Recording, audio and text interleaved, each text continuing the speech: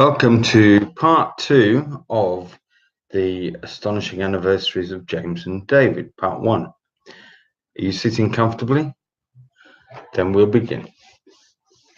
1972. He's off again, Ronald shouts down the stairs to Joyce while shielding his ears from the shrill cries of James, his eldest son by 2 minutes. David, his youngest son by 2 minutes, is sleeping in the cot next to his screaming brother, oblivious to the cacophony filling the house. All right, I'll be up in a minute. I'm just going to finish the cheese and pineapple. I have a few more sticks to go, Joyce shouts back. Maybe his nappy needs changing, Ronald suggests. He doesn't want to go anywhere near that end of his son. He's just been changed. Maybe he's hungry. Joyce rolls her eyes, unseen by her husband, the childcare expert. Coming, she shouts. She abandons the cheese and pineapple sticks. Ronald greets her at the top of the stairs, pointing towards the red-faced bundle in the bedroom as the source of the problem. Joyce picks up the infant, whose shock of red hair is a little bit lighter than his face. Almost at once, James begins to calm down. There you go, she says to her annoyed husband. He just wanted a little bit of comfort. He never does that for me, complains Ronald. It's a mother's touch, says Joyce, eliciting a humph from Ronald. Where's Lisa? In her bedroom last time I looked. When are you going to move her bed? I'll do it tomorrow. Let's get this party over with first. We've got the whole week, remember? Okay, but you need to decorate her room before you go back to work. Yes, mein Führer, Ronald says. He places one finger on his top lip and raises the other arm in a Nazi salute, clicking his heels together. Silly. The doorbell chimes its ding-ding. Who could that be? Joyce wonders aloud. They're early, says Ronald. He heads down the stairs towards the shadows on the other side of the frosted glass door and pulls the door open to reveal 3 of Joyce's aunts and 2 uncles. Come on in, Ronald says.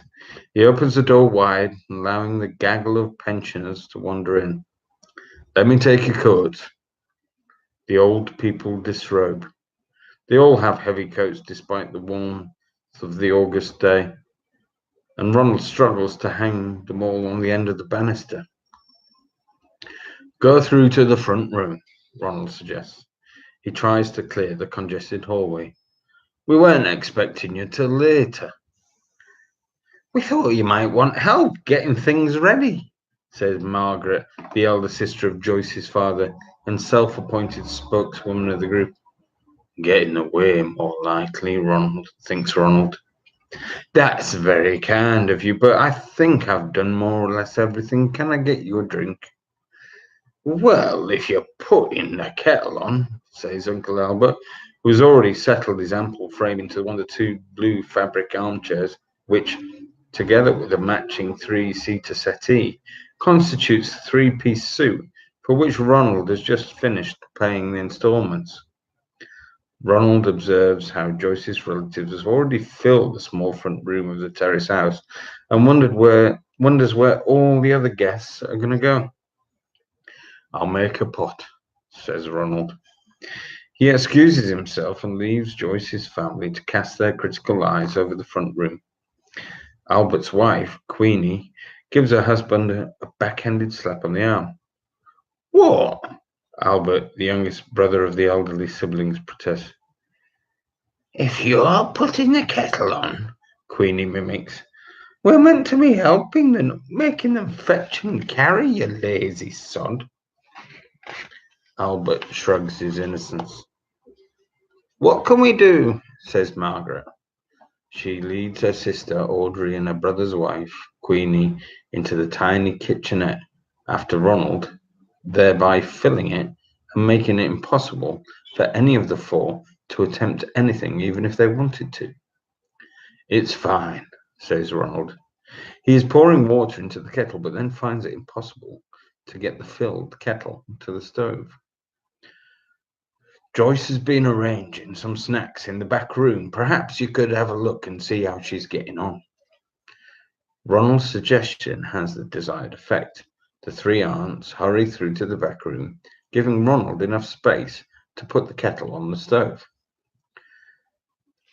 Ooh, look, Audrey, you finished sticking the cheese and pineapple on those cocktail sticks. He can hear Margaret handing out the orders in the back room. Come on, Joyce. He wheels his wife down the stairs as he gets the teapot and tea out of their respective cupboards.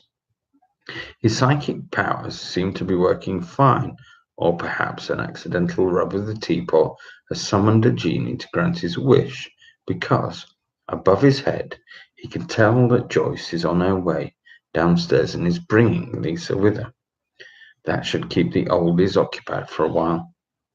Lisa, reaching the bottom of the stairs, runs into the front room, only to stop in her tracks when all she discovers are two old men in suits, so old they look like they had them when they were demobbed over 25 years ago. She runs back out and into her mother, who indicates with a nod of her head that Lisa might want to try the back room. Lisa understands and launches herself through the door to find her three great aunts on her mother's side, delighted to see her. Joyce tackles the front room first, apologizing for Lisa's lack of manners, but the two great uncles know what 3-year-olds are like. Which one is this, then? Says Albert. He pushes himself out of the armchair and inspects the grumpy infant slumped over Joyce's shoulder. This is James. David's still sleeping. He looks like he might have got out the wrong side of the bed. Albert points out James's protruding bottom lip to his brother-in-law, Thomas, a man of few words who makes it policy to keep himself as far from little people as possible. Joyce then takes James next door to see his great aunts. Thomas seems relieved, and Albert slumps back in the armchair before Joyce has left the room. Oh, there he is, coos Queenie. Which one is he? James, says Joyce. She sets him down next to Lisa. Lisa, be a good girl and take James over to his toys. Lisa leads her brother over to an untidy collection of die-cast metal and wood in the corner of the room, but under the feet of the children's great aunts are in danger of stepping on the infants with their low-heeled, plain, but practical shoes. Where's David? Asks Margaret. She's very proud of herself for remembering the other boy's name. Still sleeping. Don't let him sleep too long, advises Margaret. Otherwise you'll never get him down this evening. Thanks, says Joyce, who could do without Margaret's parenting advice right now. We don't tend to have that problem with David. It's this one who gives us trouble. Margaret eyes James, who's already doing his best to destroy a Tonka toy with a block of wood. I see. Who's for a cuppa? Says Ronald. He hovers at the door holding a large tray with a big pot of tea, several cups of sauces, a sugar bowl, and a milk jug. I'll take it into the front room. Mind you don't drop it, says Joyce, rushing after him.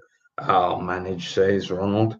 He bends down to place the tray on the solid wood coffee table that they had bought on their honeymoon in Denmark. Ronald's idea. The honeymoon and the table. They had to remove the legs to get the table onto the aeroplane, and despite Ronald's assurances that he could reattach the legs once they got the table home, somehow they never quite fitted, and one would fall off at random from time to time. Mind the dodgy leg, warns Joyce, too late to stop Ronald letting go of the tray, whose weight causes the small table to wobble. One leg drops to the floor, and the table, tray, teapot, cups, saucers, sugar, and milk all lean over in slow motion, in sync with the contorted faces of the onlookers before crashing onto the carpet. Bloody bugger it! Ronald exclaims before excusing himself to the ladies present. The dodgy leg, Joyce reminds him, whose face spells out, Yes, well, I can see that now, can't I? I'll help you clean up, says Margaret without missing a beat. Queenie and Audrey follow her out into the kitchenette like a gaggle of startled geese. No point.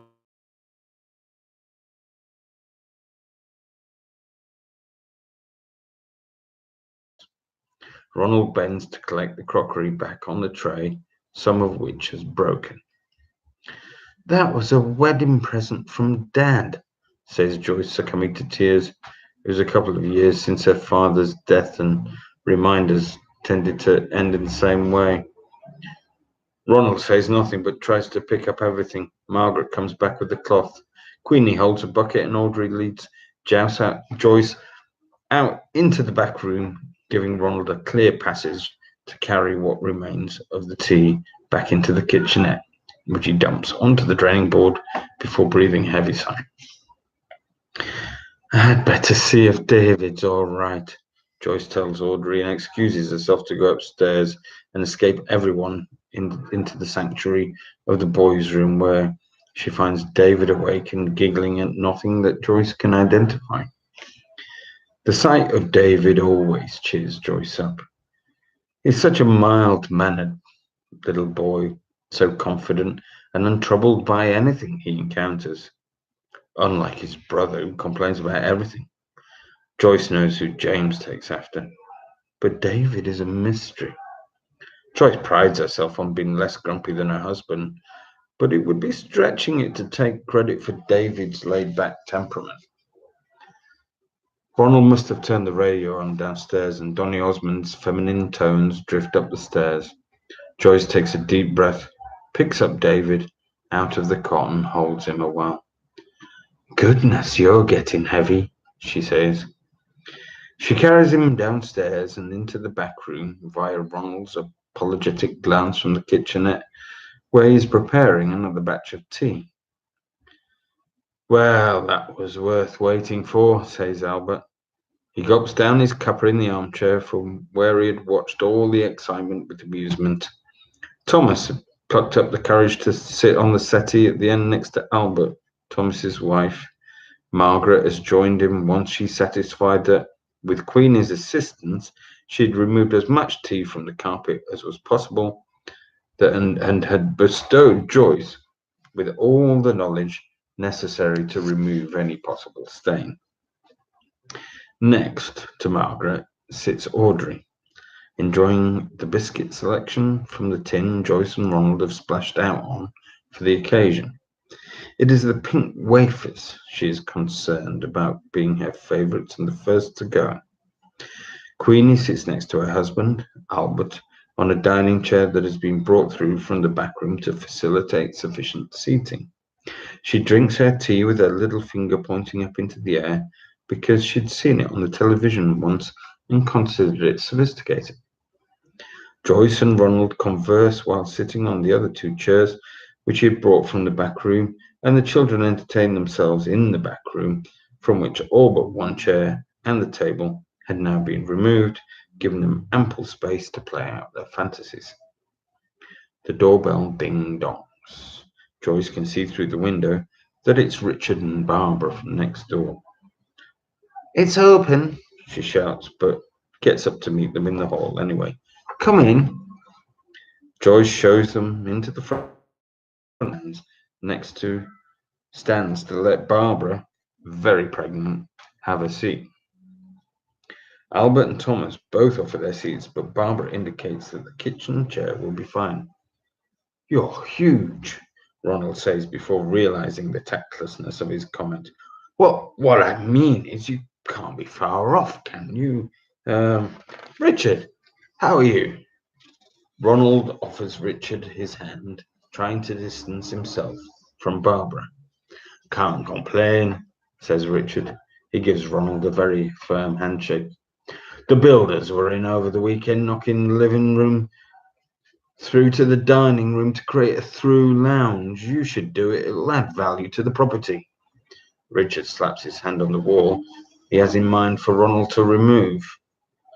Cup of tea, Ronald asked Barbara and Richard in an attempt to avoid any subject that might culminate in expenditure. Or would you like something stronger? I've got Heineken in the fridge. That sounds great, said Richard. Just water for me, says Barbara. Beer? Ronald asks in the direction of Albert and Thomas. Lovely, says Albert, ignoring a stare from Queenie. Thomas looks at Margaret. Go on then, if you must, she says. 3 beers then. Have you met Joyce's family? Ronald asked Richard and Barbara. Yes, at the boy's christening, Barbara remembers. And Lisa's christening, Margaret reminds her. That's right. That was a terrible business with the font, wasn't it?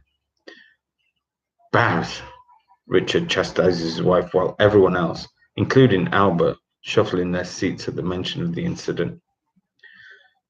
So, Barbara, Joyce breaks the silence. How many weeks now? Just 4 to go, she says. She strokes the mound under her flowery blouse. You must be very excited, says Audrey, and everyone turns to Audrey as if to confirm that she had spoken and they hadn't imagined things. Yes, and a little nervous, Barbara admits with a giggle. There follows another awkward silence. Did anyone see that Rock Hudson film on the telly last night? It's Queenie's turn to break the silence. It was all about this man who was so convinced that he was going to die that he spent his last weeks finding another man for his wife and trying to get them together. The blank looks on all of the face of the room suggested that no one had seen the film. The thing was, Queenie laughs to herself as she recalls the film's conclusion, that he turned out not to be ill after all. He was just one of those hyper, what are they called? You know, people who aren't ill. Well, people, suggests Albert. No, Queenie gives him a swat on the arm with annoyance. People who think they're ill, but they're not. Oh, I know what you mean, says Margaret. She's excited that she knew what Queenie is talking about, but frustrated that she can't think of the word either. What's the word now? It's hypo or hyper something, Queenie says with conviction. Hyperactive, Albert suggests, earning another slap on their arm. Ouch, that one hurt. Good, says Queenie. You deserved it. Hyper, repeats Margaret. She is trying it out for size, but unable to find anything in her memory that fits with it. Ronald returns carrying 3 cans of Heineken. What do you call someone who thinks they're ill, but they're not? Margaret asks a confused Ronald. Hyper something. Hypermarket, suggests Albert. Hypochondriac? Who's a hypochondriac? Asks Ronald. Rock Hudson, says Albert. Hypochondriac, says Margaret. I knew it began with hypo, says Queenie. Or hyper, says Albert. Well, I'm glad we got that sorted, says Margaret. The doorbell rings.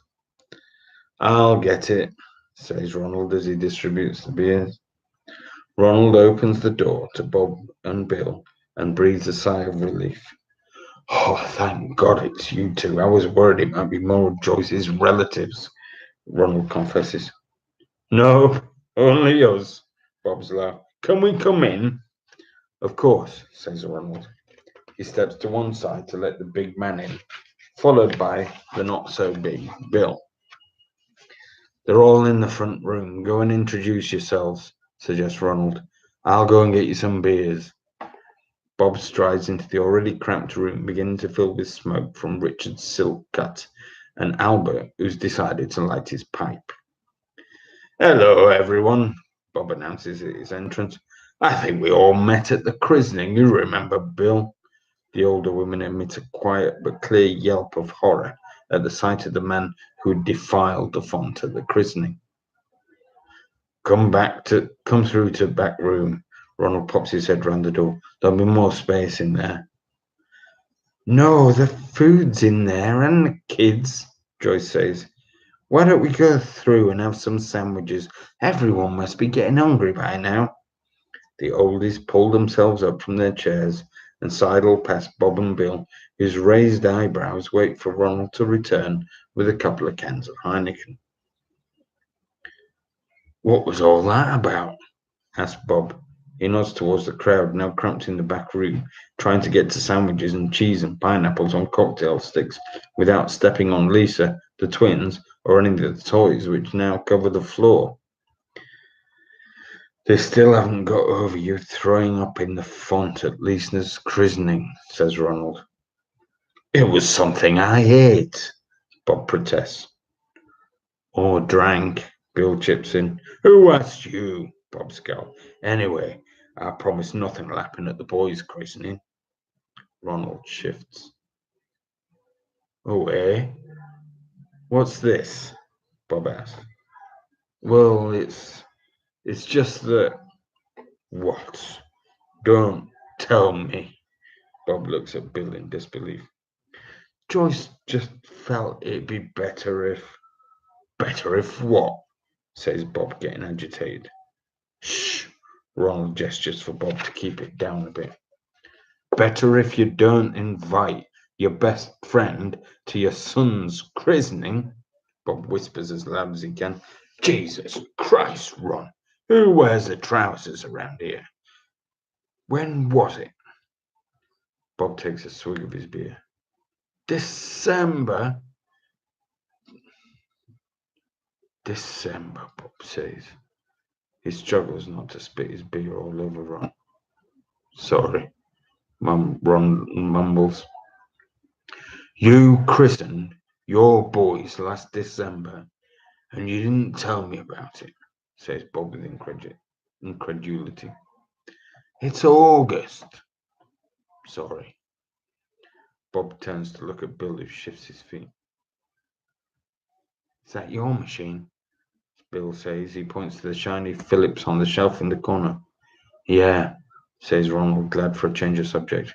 Never mind the bloody reel-to-reel, says Bob, who isn't giving up that soon. I thought we were best buddies. How could you not invite us to the christening? I'm Lisa's godfather.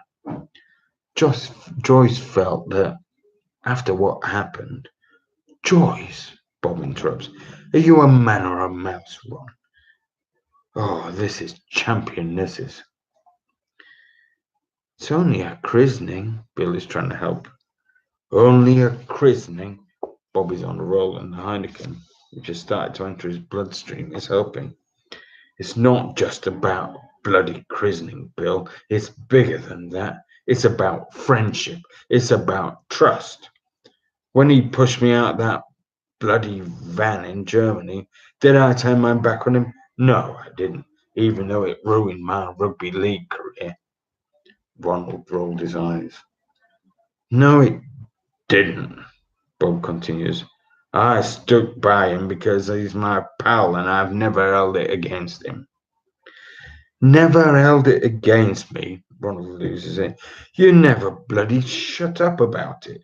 I'll never hear the last of it, your bloody rugby league career. What bloody rugby league career? There never was a bloody career. Bob looks astonished. Bill looks even more astonished. Oh, I see. So that's how it is it? Bob says after letting Ronald's words sink in. Well, we don't have to stand here being insulted. Come on, Bill. But I haven't been insulted, says Bill. Come on, Bill, Bob says with more force. He takes care to finish his can of Heineken before placing it on the sideboard and heading for the door. Where are we going? Asked Bill, taking a last sip for his can before abandoning it to follow Bob to the front door. See you later, Ron. Ronald raises his eyebrows.